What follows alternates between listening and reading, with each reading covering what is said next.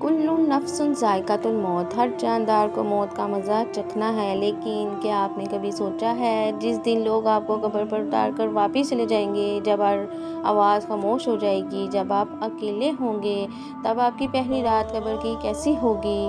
کیا وہ رات سکون کی ہوگی یا گھبراہٹ کی؟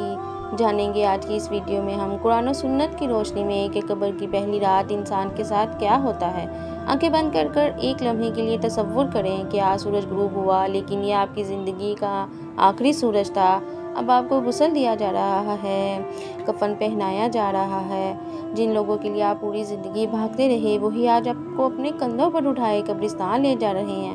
آپ کو مٹی میں اتار دیا جاتا ہے، قبر پر آخری مٹی ڈالی جاتی ہے، سب لوگ آہستہ آہستہ واپس چلے جاتے ہیں۔ اب آپ اکیلے ہیں، آپ کی نئی زندگی شروع ہو چکی ہے۔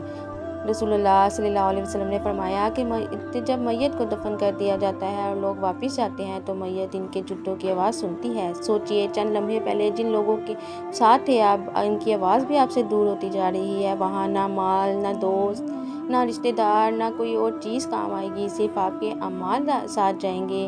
پھر اللہ کے حکم سے 2 فرشتے آتے ہیں اور سوال شروع کرتے ہیں، تمہارا رب کون ہے؟ تمہارا دین کیا ہے؟ یہ کون ہے جو تم میں بھیجے گئے تھے؟ یہ سوال زبان سے زیادہ ایمان اور زندگی کے اعمال سے متعلق ہیں۔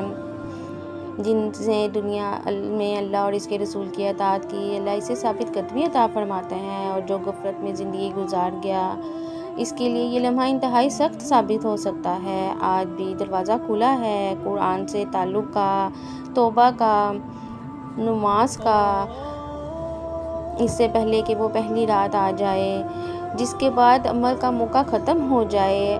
آج ہی اپنے رب کی طرف لوٹ آؤ۔ اللہ ہمیں قبر کی آزمائش سے بچائے، آمین، اور مرتے وقت کلمہ نصیب فرمائے، آمین۔